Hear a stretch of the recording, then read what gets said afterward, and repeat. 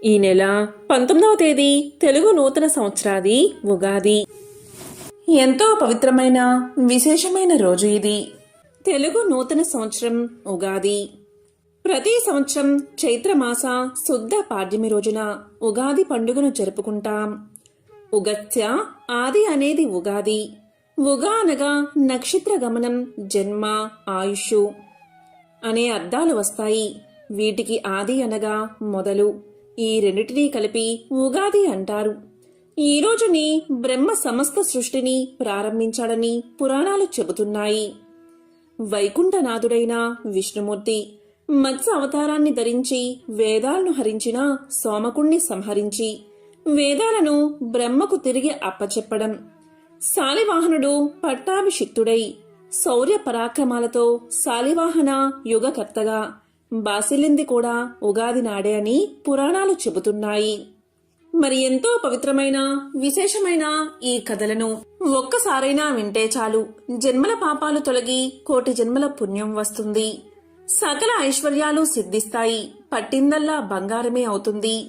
సకల శుభాలు కలుగుతాయి. మరి ఆ కథలేంటో ఇప్పుడు ఈ వీడియోలో తెలుసుకుందాం. పూర్వం ఒకసారి సౌనకాది మహామునులు ఉగాది పండుగ పర్వదినం గురించి సూతుణ్ణి ఇలా అడిగారు. ఓ సూత మహర్షి, నీవు బహు నిర్మల హృదయం కలవాడివి. పూర్వం విష్ణుమూర్తి మత్స్యావతారం ఎత్తాడు కదా, ఆ కథంతా వినాలని బాగా మాకు ఆసక్తిగా ఉంది. కర్మానికి కట్టుబడి ఉండే జీవుడు లోకంలో గౌరవము, జ్ఞానము లేని చేపగా పుడుతూ ఉండవచ్చు. కాని భగవంతుడైన విష్ణుమూర్తి ఎందుకు అలాంటి చేపరూపు ఏదో మంచిది అన్నట్లు ఎందుకు ధరించాడు? అలా ధరించి ఎక్కడ ఉన్నాడు? ఏ కార్యాలు సాధించాడు? అవతారాలలో మొదటి వరుసలోది అయినా ఆ మీనావతారం ఎత్తడానికి కారణం ఏమిటి? దాని అవసరం ఏమిటి? ఇవన్నీ వివరంగా తెలపడానికి నీవే సమర్థుడివి. దేవాది దేవుడు విష్ణుమూర్తి కథలు సకల లోకాలకు మేలు చేకూర్చేవి కదా. కనుక ఆ వృత్తాంతాన్ని మాకు సవివరంగా విశదీకరించు అని సౌనకాది మహామునులు సూతుణ్ణి వేడుకున్నారు. దాంతో సూతుడు మత్స్య పురాణం గురించి ఇలా వివరించడం మొదలుపెట్టాడు. ఓ మునులారా, శ్రద్ధగా వినండి. నీళ్లు నారలుగా చెప్పబడతాయి. అవే నీళ్లు నరులకు ప్రాణాధారం కూడా. అటువంటి నీటిలో నివాస స్థానాన్ని ఏర్పరచుకున్న ఆ పరబ్రహ్మమూర్తియే నారాయణుడిగా చెప్పబడతాడు. మొదట అంటే సృష్టికి పూర్వం ఏమీ ఉండేది కాదు. అన్ని వైపులా ఒక్క వస్తువు కాని ప్రాణం కాని ఉండేది కాదు. అయితే ముందు సత్తు అనగా ఒక వస్తువు రూపం పుట్టింది. దాని నుంచి మహత్తు, దాని నుంచి అహంకారం, దాని నుంచి గుణాలు, అక్కడి నుంచి బ్రహ్మాదుల సృష్టి జరిగింది. సృష్టికి పూర్వం అంతా కూడా జలమయమై ఉండేది. ఆ జలమయంలో పరమాత్ముడు ఎటువంటి ప్రకాశం లేకుండా వటపత్ర సాయిలాగా ఉండేవాడు. బ్రహ్మ సృష్టి జరిగిన తర్వాత అతని వల్ల సమస్త సృష్టి విస్తరించింది. ఆ జలమయంలో శయనించి ఉన్న ఆది పరబ్రహ్మం తన చుట్టూ ఉన్న నీటిని తన పొడవైన చేతులతో కలియబెట్టగా అందులోంచి నురగ పుట్టి 2 బుడగలు లేచాయి. ఆ బుడగల నుంచే భూమి, ఆకాశాలు ఏర్పడ్డాయి. అలాగే భూమి మీద మన్ను, రాళ్ళు, కొండలు కూడా కల్పించబడ్డాయి. ఆ సమయంలో మహాపురుషుడి నాభి నుంచి ఒక కమలం జన్మించింది. నారాయణుడు ఒక తుమ్మెదగా మారి కమలం చుట్టూ తిరుగుతూ చివరికి అందులో ప్రవేశించాడు. తన తేజస్సును దానిలో ప్రవేశపెట్టి బయటకు వచ్చేశాడు. ఆ కమలం నుంచి 8 భుజాలతో 4 ముఖాలతో బ్రహ్మ జన్మించాడు. అతను తన చుట్టూ ఉన్న నీటిని చూసి ఆశ్చర్యపడ్డాడు. అతనికి ఓంకారనాదం వినిపిస్తూ ఉంది. ఏమి చెయ్యాలో తోచక ఆ తామరతాడు ద్వారా లోపలికి ప్రవేశించాడు బ్రహ్మ. లోపల నారాయణుడి గర్భకుహరంలో బ్రహ్మాండమంతా సముద్రాలతో, నదులతో, కొండలతో కనిపించగా కలవరపడిన బ్రహ్మ తిరిగి బయటకు వచ్చేశాడు. ఆ కమలంలో ఏమి చెయ్యాలో తోచక ఒక చోట కూర్చుని ఉంటే తపస్సు చెయ్యి, తపస్సు చెయ్యి అనే మాటలు వినిపించాయి బ్రహ్మదేవుడికి. అప్పుడు బ్రహ్మ కమలంపై కూర్చుని తనకి వినిపిస్తున్న ప్రణవాన్నే ఉచ్చరిస్తూ కొన్ని వేల సంవత్సరాల వరకు తపస్సు చేయసాగాడు. బ్రహ్మను నాభి కమలం నుంచి ఉద్భవింపజేసిన నారాయణుడు ప్రత్యక్షమై ఓ బ్రహ్మ, సృష్టిని ఏర్పాటు చేయాలనే నెపంతో నేను నిన్ను సృష్టించాను. కాబట్టి నువ్వు తపస్సు చేయడం వల్ల సృష్టి చేసే మానసిక శక్తిని పొందుతావు. స్త్రీ రూపమే ప్రకృతి.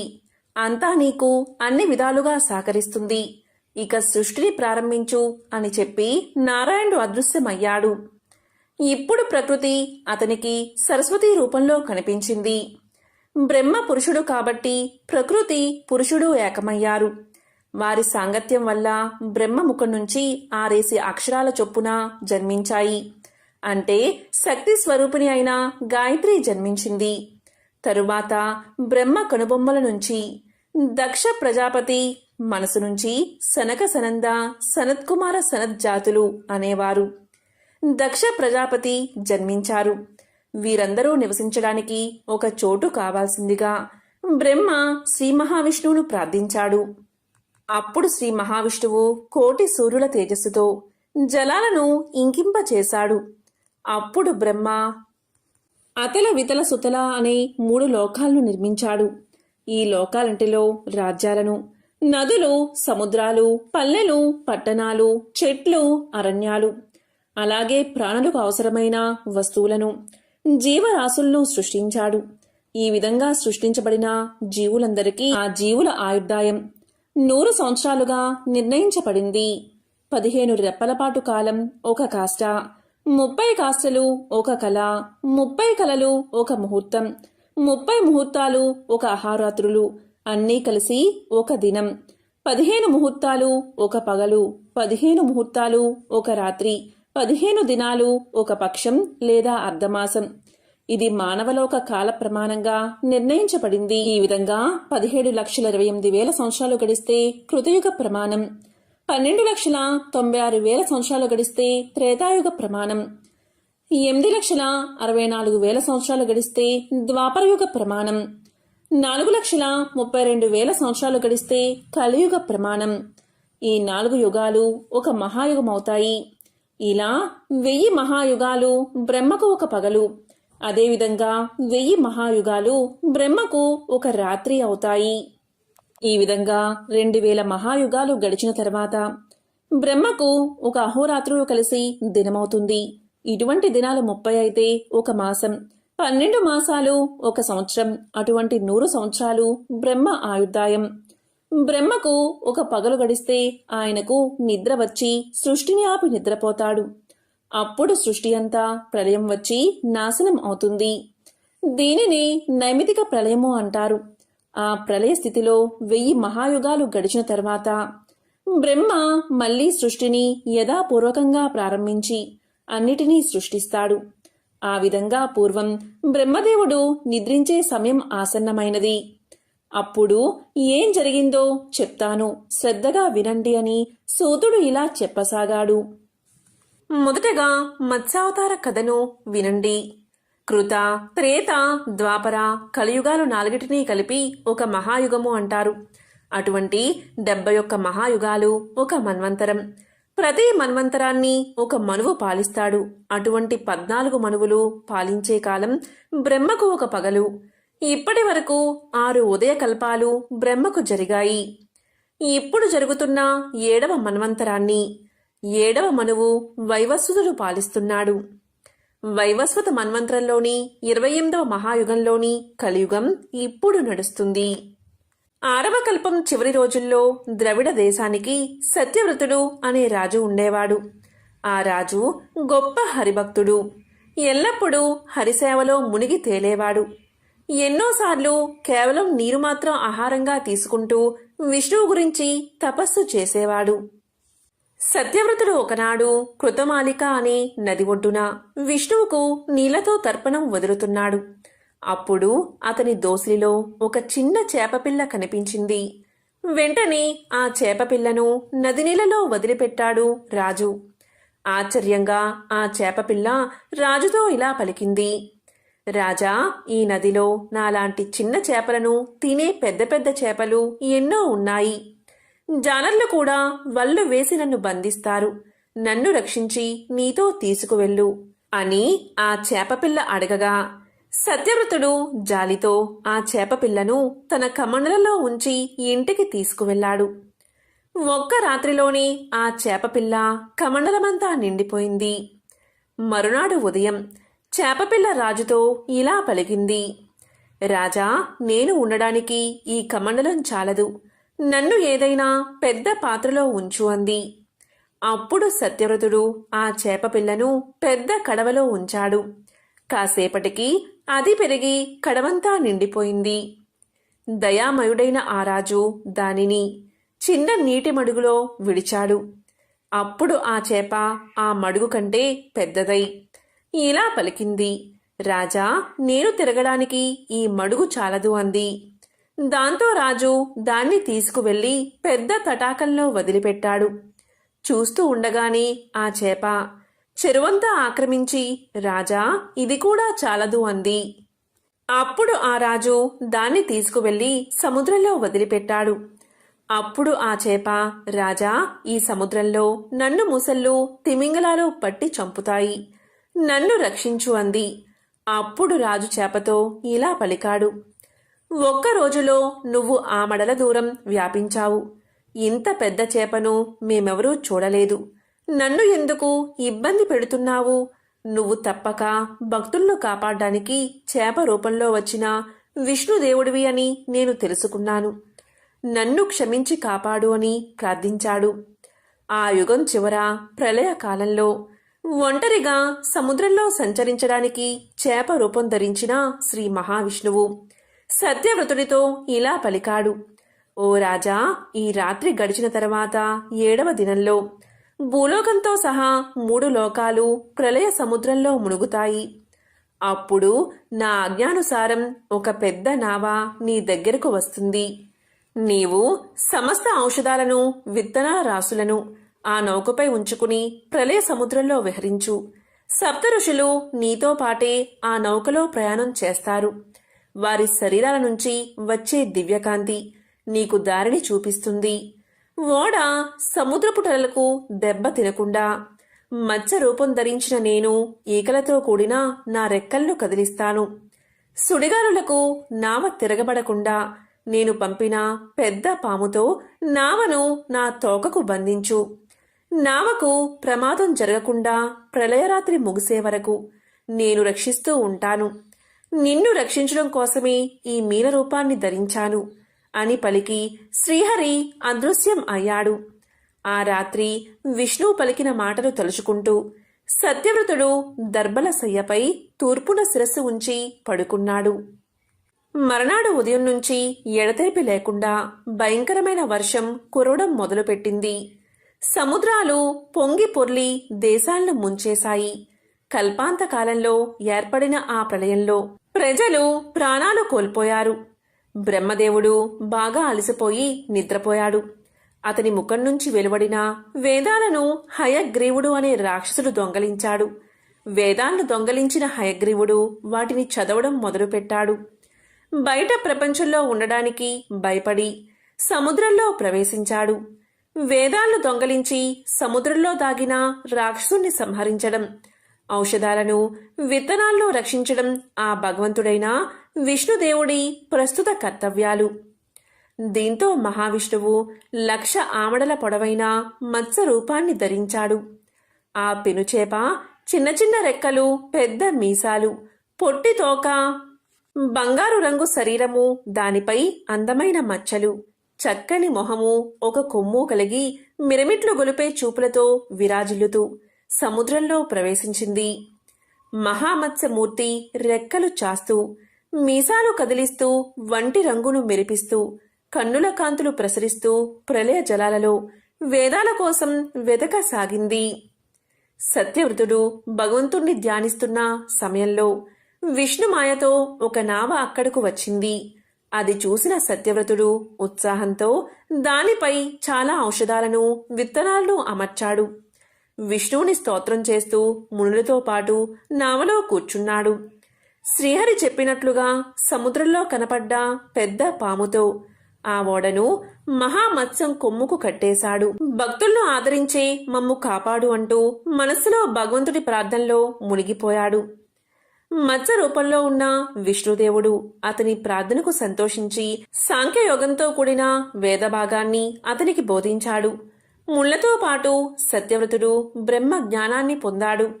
ప్రళయరాత్రి ముగిసి తెల్లవారే వరకు ఆ విధంగా విష్ణువు పెనుచేప రూపంలో తిరుగుతూనే ఉన్నాడు. తెల్లవారుజామున విష్ణుమూర్తి వేదాలు బాధతో పెట్టుకున్న మొరవిన్నాడు. ఉత్సాహంతో తోక ఊగించాడు. శరీరం మెరిపించాడు. సముద్ర గర్భంలో ప్రవేశించి అక్కడ దాగి ఉన్న దుష్టుడు మహాబలిష్ఠుడు అయిన హయగ్రీవుణ్ణి చంపేశాడు. అంతలో ప్రళయకాలం ముగిసింది. బ్రహ్మ సరస్వతులు నిద్రలేచారు. తిరిగి సృష్టి చేయడం కోసం కూర్చున్నారు. విష్ణువు వేదాలను బ్రహ్మదేవుడికి తిరిగి ఇచ్చాడు. సత్యవ్రతుడు కాపాడిన ఔషధాలు, విత్తనాలు బ్రహ్మదేవుడికి చేరాయి. బ్రహ్మ తిరిగి చరాచర జీవ సృష్టిని చేయడం మొదలుపెట్టాడు. ప్రళయ సముద్రంలో మైమరచి నిద్రించిన బ్రహ్మదేవుడి ముఖాల నుంచి వెలువడిన వేదాలను దొంగలించిన దుష్ట రాక్షసుణ్ణి సంహరించడం కోసం, రాజర్షి విష్ణు భక్తుడైన సత్యవ్రతుణ్ణి రక్షించడం కోసం మత్స్యావతారం ధరించిన విష్ణుదేవుడి మహిమను తెలియజేసే ఈ పుణ్యకథను శ్రద్ధతో చదివేవారి కోరికలు తప్పక నెరవేరతాయి. వారికి తప్పకుండా మోక్షం కలుగుతుంది. పూర్వకాలంలో పురందరపురంలో ఒక వర్తకుడు ఉండేవాడు. ఆ వర్తకుడు చాలా ధనవంతుడు. గొప్ప ధనవంతుడైన ఆ వర్తకుడికి 4 కుమారులు కలిగారు. కాలక్రమంలో ఆ వర్తకుడు వృద్ధుడై మరణించే సమయం ఆసన్నమైనది. మరణించే ముందు ఆ వర్తకుడు తన 4 కుమారులను పిలిచి మూత బిగించి ఉన్న 4 పాత్రలను వారికి ఇచ్చి వాటిని తాను మరణించాక మాత్రమే తెరిచి చూడమని, వాటిలో ఎవరు ఏ పని చెయ్యాలో నిర్దేశితమై ఉందని చెప్పి వర్తకుడు మరణించాడు. దీంతో వర్తకుడు మరణించిన వెంటనే అతని కుమారులు తండ్రి ఇచ్చిన పాత్రలను తెరచి చూశారు. మొదటి పాత్రలో మట్టి, 2వ పాత్రలో బొగ్గులు, 3వ పాత్రలో ఎముకలు, 4వ పాత్రలో తౌడు కనిపించాయి. కాని దానర్థం వారికి తెలియక తమ రాజైన విక్రమార్కుడి దగ్గరకు వెళ్లి విషయమంతా తెలియచేశారు వారు. రాజైన విక్రమార్కుడికి కూడా ఆ పాత్రల విషయం అస్సలు అర్థం కాలేదు. దీంతో ఆ 4 కుమారులు ఏమిటి ఈ పరిస్థితి అని ఆలోచించి ప్రతిష్టానపురం చేరుకుని అక్కడ ఉన్నవారిని అడిగారు. కాని ఎవరూ చెప్పలేకపోయారు. అయితే వారికి ఒక బాలుడు తారసపడ్డాడు. ఆ బాలుడు ఎవరు అంటే ఒక వితంతువు కుమారుడు. అయితే ఆమెకు నాగరాజు తక్షకుడి వల్ల గర్భం వచ్చింది. ఆ వితంతువుకు ఒక కుమ్మరి ఆశ్రయాన్ని కల్పించాడు. ఆ కుమ్మరి ఆశ్రయంలో ఉన్నప్పుడే ఆమె బాలుణ్ణి ప్రసవించింది. అలా పుట్టిన బిడ్డకు శాలివాహనుడు అనే పేరు పెట్టింది. ఆ శాలివాహనుడు 4 పాత్రల సమస్యను తెలివిగా పరిష్కరించాడు. ఆ 4 కుమారులలో మట్టితో నిండిన పాత్ర వచ్చిన కుమారుడు ఆస్తిలోని భూమిని తీసుకోవాలని, బొగ్గులు నిండిన పాత్ర వచ్చిన కుమారుడు కలపను తీసుకోవాలని, ఎముకలు నిండిన పాత్ర వచ్చిన కుమారుడు పశు సంపదను తీసుకోవాలని, తౌడు నిండిన పాత్ర వచ్చిన కుమారుడు ధాన్యాన్ని పంచుకోవాలని, అదే మరణించిన వర్తకుడి భావన అని శాలివాహనుడు తెలియజేశాడు. ఆ శాలివాహనుడి మాటలు ఆ 4కి నచ్చి ఆ విధంగానే పంచుకున్నారు. ఈ విషయం ఆ నోటా ఈ నోటా విక్రమార్కుడి దాకా చేరింది. దీంతో విక్రమార్కుడు శాలివాహనుణ్ణి చూడాలని కుతూహలపడి భటులతో కబురు చేశాడు. కాని శాలివాహనుడు వాళ్లతో తాను రానని, ఏనాటికైనా విక్రమార్కుడే తన దగ్గరకు రావాల్సి ఉంటుందని పలికాడు. ఆ విషయాన్ని భటులు విక్రమార్క మహారాజుకు తెలియజేశారు. దీంతో మహారాజుకు కోపం వచ్చి శాలివాహనుణ్ణి సంహరించడానికి చతురంగ బల సమేతుడై వెళ్లాడు. ఈ విషయం తెలుసుకున్న శాలివాహనుడు మట్టితో సైనికుల బొమ్మలు చేసి ప్రాణం పోసి విక్రమార్కుడి మీదకు పంపాడు. ఈ విధంగా ఇద్దరి మధ్య భీకర పోరాటం సాగింది. చివరకు శాలివాహనుడు సమ్మోహనాస్త్రాన్ని ప్రయోగించి విక్రమార్కుడి శరణంతా నిద్రపోయేలా చేశాడు. అప్పుడు విక్రమార్కుడు వాసుకి అనే నాగరాజుని ప్రార్థించి తన సేనలకు మెలకువ వచ్చేలా చేశాడు. ఇలా శాలివాహన విక్రమార్కుల యుద్ధ సమరంలో ఎవరికీ విజయం తేలనప్పుడు ఆకాశవాణి ఇలా పలికింది. నర్మదా నదికి ఉత్తర దిక్కున ఉన్న ప్రాంతాన్ని విక్రమార్కుడు, దక్షిణ దిక్కు ఉన్న ప్రాంతాన్ని శాలివాహనుడు పాలించమని ఆకాశవాణి తెలియచేసింది. తరువాత శాలివాహనుడు, విక్రమార్కుడు ఇద్దరూ కూడా యుద్ధాన్ని విరమించారు. ఇలా శాలివాహనుడు ఒక శకానికి స్థాపకుడు అయ్యాడు. ఈ విధంగా శక స్థాపన జరిగింది. చైత్ర శుక్ల పాడ్యమి నాడే ఈ పూర్వఘట్టాన్ని స్మరించుకుంటూ ఉండేందుకు అనంతర కాలంలో ఉగాదిగా ఆవిర్భవించిందని ప్రచారంలో ఉంది.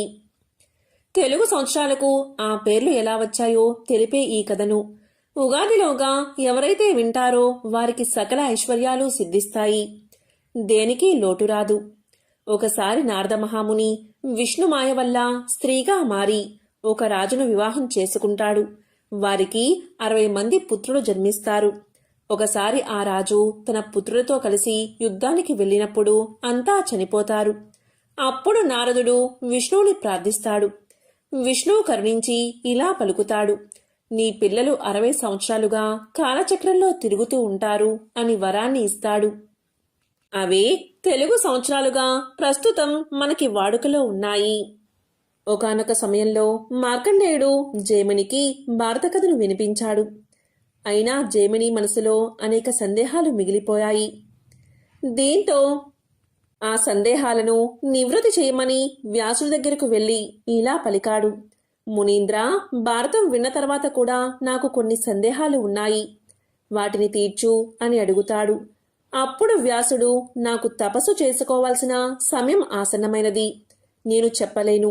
నువ్వు కావాలంటే వింధ్యా పర్వతాల మీద నివసిస్తున్నా పింగాక్ష, నిబోధ, సుభద్ర, సుముఖులు అని 4 పక్షులు ఉంటాయి. వాటిని అడిగి నీ సందేహాలు తీర్చుకో అని సమాధానం చెప్తాడు. దానికి సమాధానంగా, ఓ మునివర్య, ఆ పక్షులు ఏంటి, అవి మాట్లాడమేమిటి, మహాపండితుల్లాగా వారు నా సందేహాలు తీర్చడమేమిటి అని అడుగుతాడు. దానికి మార్కండేయుడు, జైమిని, పూర్వం దూర్వాసుడు మహా తపస్సు చేసుకుంటూ ఉండగా అతని తపస్సు చూసి ఇంద్రుడు భయపడి అతని తపస్సును భంగం చేయడానికి వపు అనే ఒక అప్సరసను పంపించాడు. ఆమె తన నృత్య గాన వినోదాలతో దుర్వాసుని తపస్సుకు భంగం కలిగించింది. దీంతో దుర్వాసుడు ఆగ్రహించి, ఓసి, నువ్వు నా తపస్సును భంగం కలిగించావు కాబట్టి నువ్వు ఒక కంక పక్షి అనగా గ్రద్దగా జన్మిస్తావు అని శపించాడు. ఆమె వెంటనే దూర్వాసుడి కాళ్ల మీద పడి, నేను చేసిన అపరాధానికి మన్నించండి, శాప విముక్తిని కలిగించండి అని కోరుకుంది. దీంతో దూర్వాసుడు జాలిపడి, నీవు గ్రద్దగా మారిన తర్వాత నీ గర్భంలో 4 పిల్లలు పుడతారు. అప్పుడు అర్జునుడి బాణం దెబ్బ తగిలి నువ్వు మరణించి నిజరూపాన్ని దాలుస్తావు, స్వర్గాన్ని చేరుకుంటావు అని అనుగ్రహిస్తాడు. ఈ శాపం కారణంగా ఆ వపువు గ్రద్దగా జన్మిస్తుంది. ద్రోణుడు అనే వానితో వివాహం జరిగి 14 సంవత్సరాలు కాపురం చేస్తుంది. 14వ ఏట గర్భవతిగా ఉండగానే భారత యుద్ధానికి వెళ్తుంది.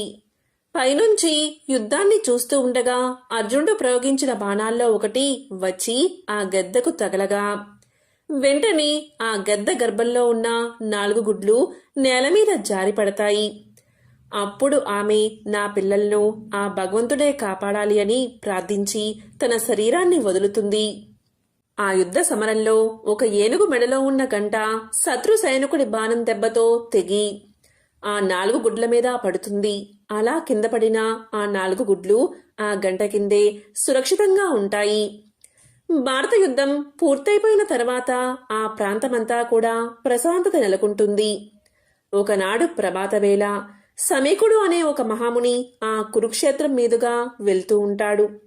గంట కింద ఉన్న గుడ్లు పిల్లలుగా మారి కిజకిజలాడుతూ ఉంటాయి. ఆ ధ్వని విన్న ఆ ముని గంటను పైకెత్తి చూస్తాడు. ఆ గంట కింద అతనికి 4 పక్షి పిల్లలు కనిపిస్తాయి. సమీక మహామునికి ఆ పక్షి పిల్లల మీద కరుణ కలిగి తన ఆశ్రమానికి తీసుకుపోతాడు. అప్పుడు ఆ పక్షులు ఇలా పలుకుతాయి, ఓ మహానుభావా, తండ్రిలా మమ్మల్ని నువ్వు కాపాడావు. నీ రుణాన్ని మేమెలా తీర్చుకోవాలి? మేము ఏ విధంగా నీకు సేవ చేయగలమో చెప్పు అని అడుగుతాయి. పక్షులు మానవ భాషలో మాట్లాడుతూ ఉండడం వల్ల సమీకుడు ఆశ్చర్యపడి, ఓ పక్షి పిల్లలారా, మీరు మానవ భాషలో మాట్లాడడం చూస్తూ ఉంటే నాకు చాలా వింతగా ఉంది. అసలు మీరు ఎవరు? ఎందుకు ఈ పక్షి జన్మ ఎత్తారు? నాకు దయచేసి చెప్పండి అని అడగగా ఆ పక్షి పిల్లలు ఈ విధంగా సమాధానం చెప్పాయి. మునీశ్వర, పూర్వం సుకృతి అనే మహామునికి మేము నలుగురు పుత్రులం. వేద శాస్త్రాలను చదువుకుంటూ ఉండేవాళ్ళం.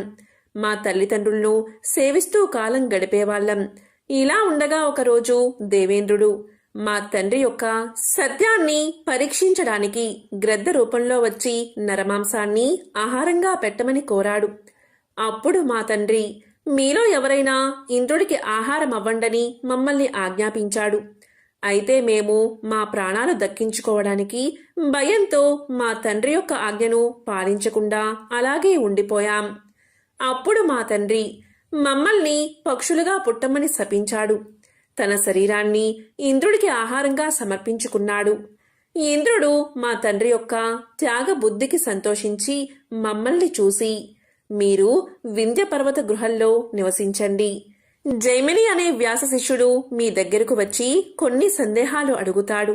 ఆ సందేహాలు తీర్చి మీరు శాప విముక్తులు పొందండి.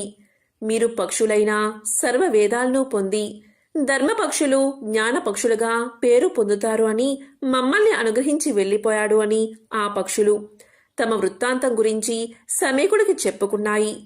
అప్పుడు సమీకుడు, మీరు నా కోసం ఏ పని చేయవలసిన అవసరం లేదు.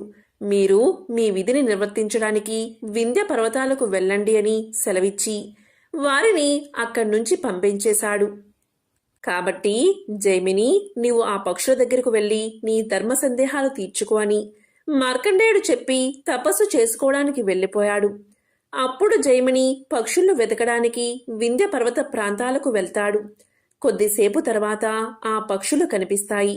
ఆ పక్షులు ఆ సమయంలో వేదాధ్యయనం చేసుకుంటూ ఉన్నాయి.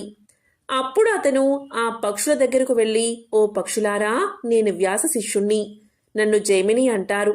మార్కండేయుడు చెప్పిన విధంగా నేను మీ దగ్గర కొన్ని ధర్మ సందేహాల గురించి అడిగి తెలుసుకోవడానికి ఇక్కడికి వచ్చాను. నా సందేహాలు తీర్చండి అన్నాడు. ఆ విధంగా ఆ పక్షులు మహర్షి అడిగిన ప్రశ్నలకు సమాధానం తీర్చాయి. తరువాత ఆ 4 శాప విమోచనాన్ని పొంది సుఖంగా జీవించాయి. పవిత్రమైన విశేషమైన ఈ కథలను ఉగాదిలోగా విన్నా, చదివినా, చెప్పినా, వినిపించినా సకల శుభాలు కలుగుతాయి. ఆ త్రిమూర్తుల అనుగ్రహం, శివ పార్వతుల అనుగ్రహం, లక్ష్మీనారాయణల అనుగ్రహం తప్పకుండా మీకు కలుగుతుంది. ఓం నమః శివాయ. ఓం నమో నారాయణాయ.